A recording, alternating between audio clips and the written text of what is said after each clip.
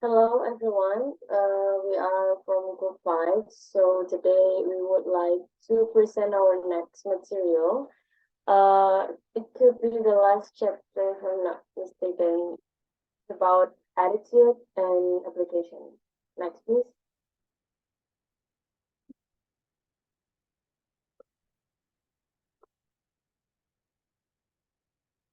Okay, so here are the members of our group. There are Bakdiyatul Mukaroma with the last 3003, and Erlina M with the last three number 015, and me myself, Anastasia Amanda Putristiawan with the last three number 137, and Amanda Putri standing room with the last three number 138. Okay,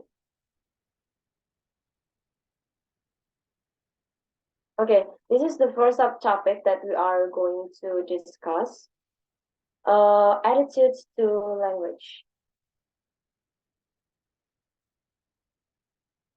So, attitudes to language are strongly influenced by social and political factors. Social factors mean that language attitudes are based on social prejudice. In this case, linguistic attitudes, for example, pronunciation. Meanwhile, political factors have nothing to do with intrinsic linguistic features of the language. Show you the examples. So there are two examples here. The left side is an example of language attitudes influenced by social factors. The right side is an example of language attitudes influenced by political factors. I will begin from the left side. Sir, what are teachers doing today? They don't seem to know the first thing about teaching pronunciation. One mispronounce which really galls me is when people say law instead of law. On radio and TV, law and order is replacing law and order in the speech of all the announcers. Can people see that law and law, saw and saw are different words? Introducing this superfluous RS are all over the place is a sign of ignorance. Yesterday, my son saw a frog in the pond, he tells me. Though his teacher isn't a bore, she appears to be a bore as far as teaching him which words have an R in don't. In this case, the issue is about whether R should be pronounced or not pronounced. There is nothing intrinsically good or bad about R pronouncing. Yet, in some communities, it is regarded as an example of good speech, while in others, R pronouncing is regarded as humorous, rustic, and as evidence of lack of education. And the second example, uh, Danish. Danish is not a language, but a throat disease, wrote one Norwegian respondent in reply to a 1950s postal questionnaire for Scandinavian people's opinions of the relative aesthetic qualities of Swedish, Danish, and Norwegian. This data was taken from the result of the questionnaire, which placed Swedish first and Danish at the bottom of the pile. This result reflected not so much the relative aesthetic qualities of three languages as the political fortunes of the three countries associated with each. People's attitudes to Swedish and Danish reflected Scandinavian politics rather than any intrinsic linguistic features of the language.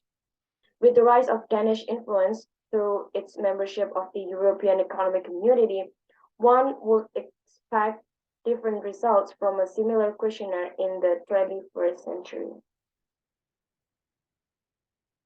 So you may take note of this one. People generally find it easier to understand languages and dialects spoken by people they like or admire. A closely related point, at least for majority group members, is that people are motivated and consequently often more successful in acquiring a second language when they feel positive towards those who use it. So, based on those explanations, we can conclude that language definitely has prestige. There are two types of language prestige here, overt and covert prestige. Overt prestige is reasonably self-evident. The standard variety in a community has overt prestige. Speakers who use the standard variety are rated highly on scales of educational and occupational status. Their speech indexes their high social status. These positive ratings indicate the associations of the variety, which is generally held up as the best way of speaking in the community. Meanwhile, cover prestige, by contrast, is an odd term which could even be regarded as involving two contradictory ideas. The term cover prestige has been widely used, however, to refer to positive attitudes towards vernacular or non-standard speech varieties.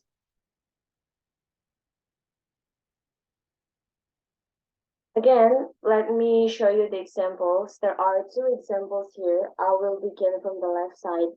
The case of Davis S. and Mrs. S. ends on an unhappy note. In the discussion of R, both mother and daughter insisted that they always pronounce all their R as.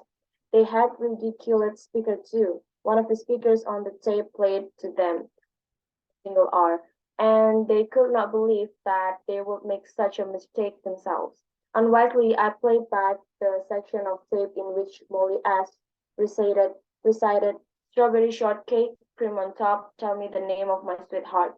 She could hear the consistent lack of R in her speech, but after a moment's thought, she explained the situations as physiological transference. She had imagined herself in her childhood setting and had used a childish speech form. I then played a section of careful speech, the discussion of common sense, and also Debbie's reading of the standard text. When Mr. S. and her daughter at last accepted the fact that they regularly are in their own speech, they were disheartened in a way that was painful to see. An interview which would otherwise have been a exhilarating experience for this lady and her daughter was thus terminated in a bitter disappointment for them both. And once the damage had been done, there was no way to restore their pride in their own speech.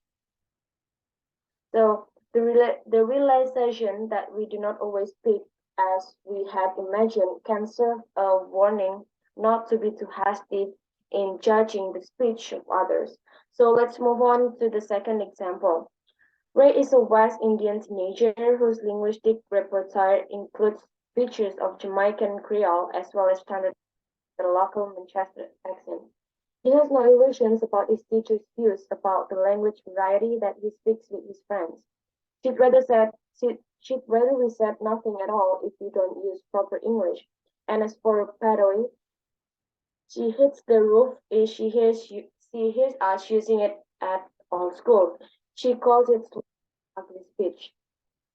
As example 5 indicates official attitudes to the linguistic varieties used by young black people treat their speech as a deplorable deficiency of English which hinders their educational progress. Some teachers have described the language of their West Indian pupils as babies, careless and slovenly, lacking proper grammar, and very relaxed like the way they walk.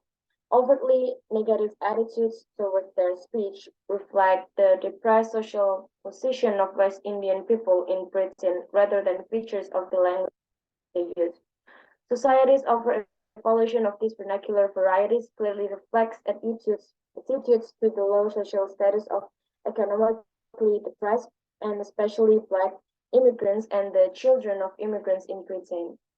So in more detail about first people's attitudes to overtly valued varieties such as MBRP accent and standard American English or SAE, and then attitudes to covertly valued vernacular varieties such as multicultural London English and African Vernacular English or AAVE will be delivered next by my friend.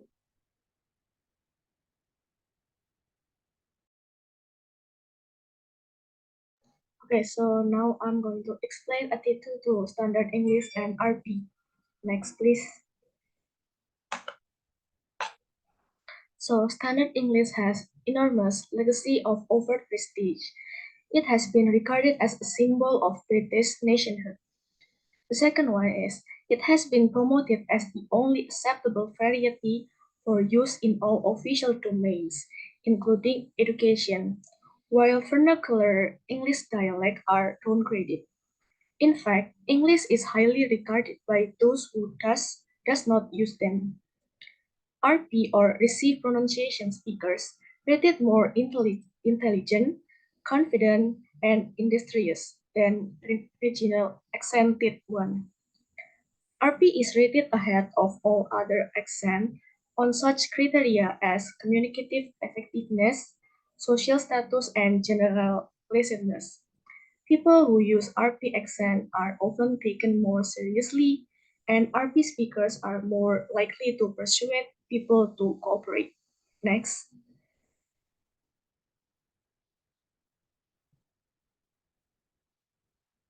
Even women RP speakers rated as more competent, strong, and independent compared to non-RP women speakers. Besides United Kingdom, New Zealand, and Singapore also admired RP as the prestigious forms of English. In the 19th century, New Zealand accent was pure and undefiled.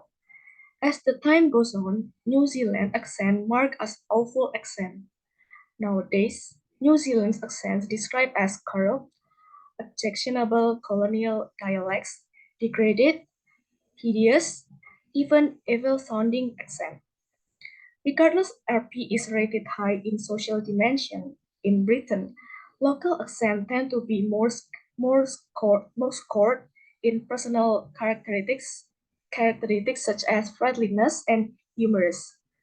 Local accent measure the solidarity and social attractiveness as well. Next.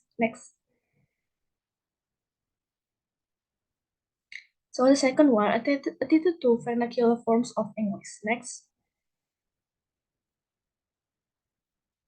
Attitudes are always changing, and new varieties of British Black English, such as multicultural London English, are rapidly developing. These varieties can still be described as vernacular varieties, which are generally condemned or ridiculed by those who consider themselves guardians of the language.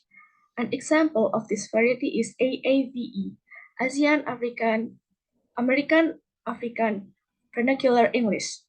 A recent study found that negative evaluation of AAVE could even be found among university students in Japan.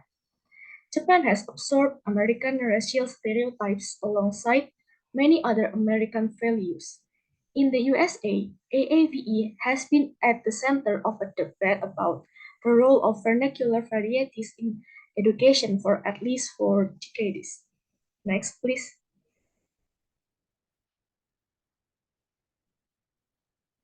Criticism of AAVE has been well documented by sociolinguists for decades.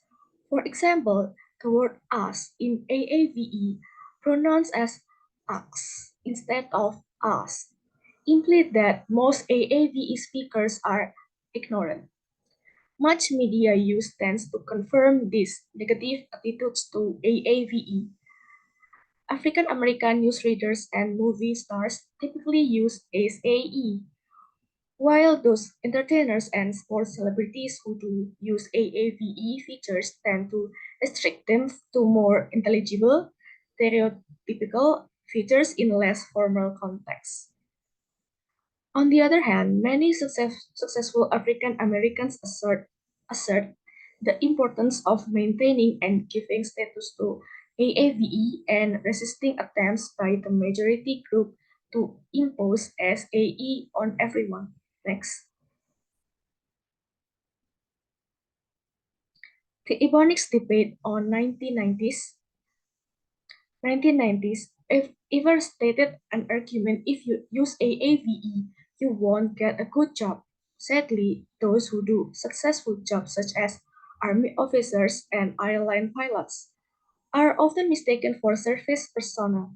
The problem is the problem is the racist attitude, not the linguistic deficit or efficiency. The next topic will be explained by my friend.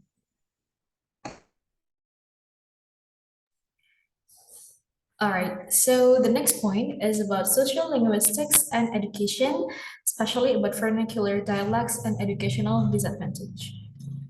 Next. Yep, it has been evident for some time that in many speech communities, middle class children do better than working class children in the class. Why?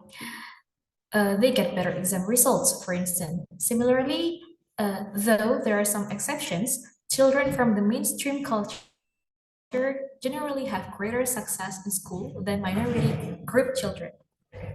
These facts have often been misleadingly linked to the fact that children from the successful groups tend to use more standard dialect forms, while the speech of children from the less successful groups often includes a greater frequency of vernacular forms.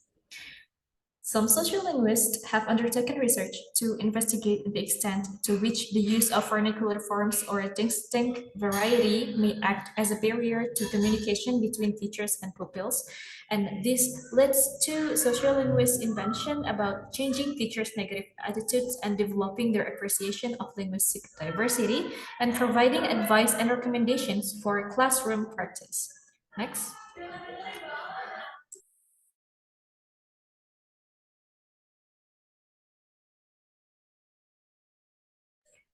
All right. So dialect differences can certainly lead to miscommunication, especially if vernacular dialect users do not hear a great deal of the standard dialect. In fact, sociolinguists have demonstrated that in some communities, at least, children clearly do understand the standard dialect. So if understanding is not usually a major hurdle, the next question is whether anything should be done to change the speech of children who use vernacular forms. Uh, Sociolinguists have pointed out that attempts to alter people's speech without their full cooperation are fruitless. So, if, however, children can see some point in being able to use standard forms consistently in certain contexts, such as job interviews, for example, then with the information provided by sociolinguists, teachers can provide students with guidance on which vernacular forms are most salient to listeners. And motivation and free choice are crucial factors of any attempts to teach standard dialect forms. So, in conclusion, dialect differences, of course, can certainly lead to miscommunication, but actually, the children do understand that standard dialect. So, probably if they want to use that in some formal occasion, for example, they could be teach about that, they could be taught about that, but they really need an inner motivation and free choice of that process of learning. Next. Okay, so about linguistic deficits, sociolinguists have successfully demonstrated that claims that minority group and working class children were linguistically deprived were based on inadequate tests. What is inadequate in this test? So the first one is the status, background, physical appearance, or dialect of the test provider. For example, if an adult stranger using the standard dialect will be more likely to resemble the friend of your mother or your father if you were a middle class child. So it seems like your relatives, but when you talk to someone that is not from the same race with you, for example, then they could be more strange. They could be more unknown to you. Okay, so for the second one is about the formality and unfamiliarity of context being asked. For example, if you were talking about something that is related to your school, to your study, it could be more talkable, let's say, rather than talking about global warming, for example. And the third one is the language of test. Uh, it was also pointed out that the language of the tests was more similar to that of the middle class children than to that of children from other social groups. Uh, for example, there is an let's say, an experiment conducted by some sociolinguists, but because the answers, which were factually correct, were marked wrong because they didn't exactly match the form of the answers on the marking schedule. So, in other words, using vernacular forms in standard dialect tests is considered false by the test maker. Next. So, back to the issue, why working class children fail in school? There could be three reasons of that. The first one is the criteria for success are middle class criteria, including middle class language and ways of interacting. And the second one, schools are essentially middle class institutions deliberately and understandably rebel against all that they represent. They did not share the school's ideas of what was worth knowing. They did not identify with the school values, and they knew that the school did not recognize their skills and values. They felt they had been defined as outsiders from the beginning and saw no point in confirming since there is no chance of success. So, in other words, let's say if you are an outsider, if you are the minority, people from your school, let's say your teachers, your head school, I don't know, they may look down on you, so you will feel like you're kind of useless to be in that institution. So that's why it will motivate you less compared to other children from the middle class, for example. In conclusion, sociolinguists' primary obligation is to educate the community to accept variation and vernacular forms without condemning or stereotyping their users as uneducated and low status, rather than training vernacular users to adopt standard speech forms. We need to make the society know the difference and tolerate with that rather than, let's say, fix the vernacular forms of the people. And that's the thing. Next.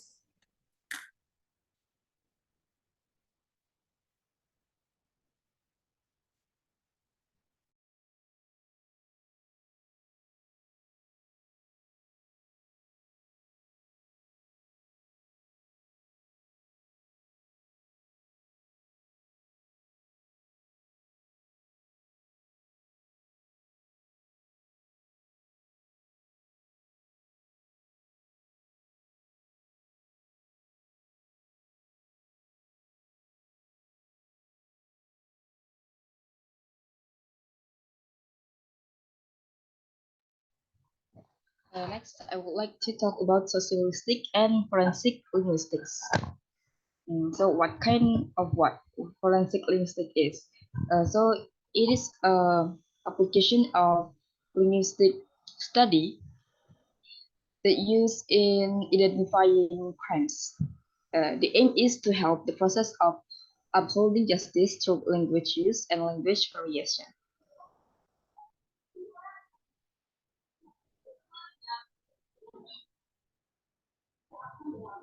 Next is, what do forensic linguists do?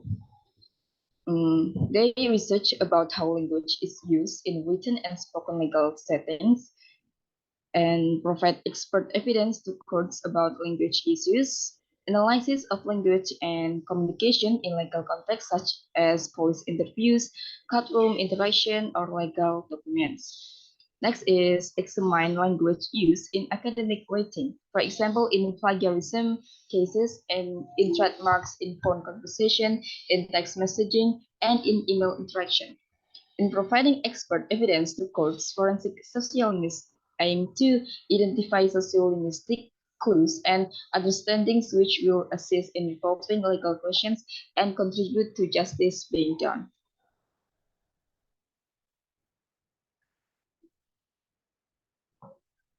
Forensic linguists examine every level of linguistic analysis that are phonetic, analyze information on regional and social accents used by suspect in crime cases, For example, is a British dialectologist was able to accurately identify the Sunderland accent on hog tape sent to the police by someone who claimed to be the infamous serial killer known as the Yorkshire Ripper.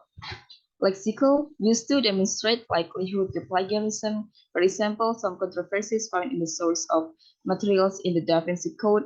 It has been identified characteristic of the likely author of less public texts, such as anonymous returning letters and native speaker. Next.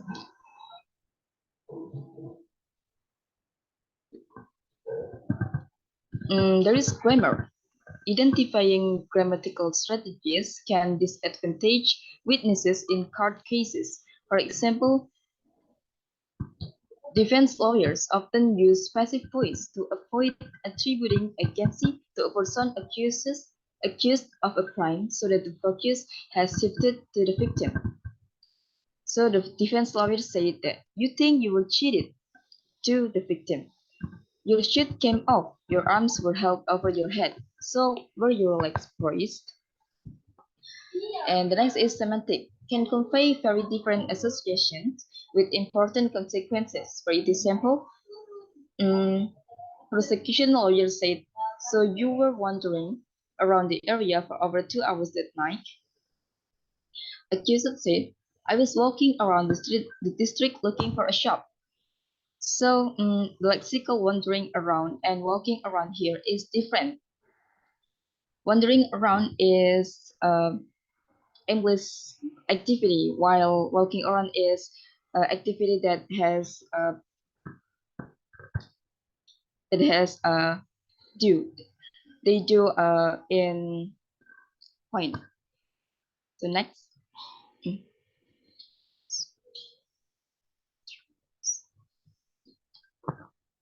The next is example of forensic linguist case.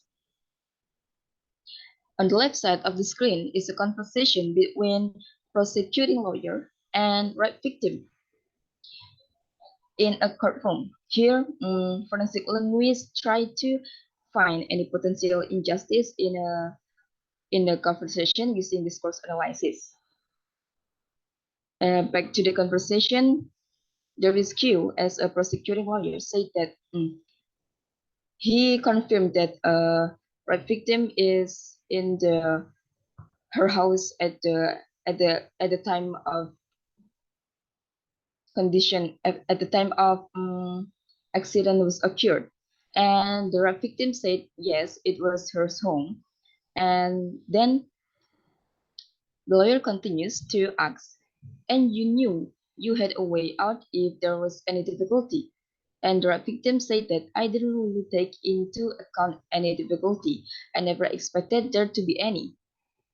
So it is said that the victim denies all of the question to her, and he didn't find any difficulties at the time. Then the lawyer continues imposing the fact that at the time of the accident, it should be easy for the victim to seek help from other people. But the rape victim tried to protect herself by denying all of the lawyer's words said. So for analyze discourse here, they use the words knew obviously and merely by the lawyer shows that he tries to strengthen the facts that were forced on the victim. The result of the consistent use of such strategies is the disempowerment of the female complainant. Through the ways in which the lawyer's questions are formulated, the victim is subtly constructed as having failed to take steps to protect herself.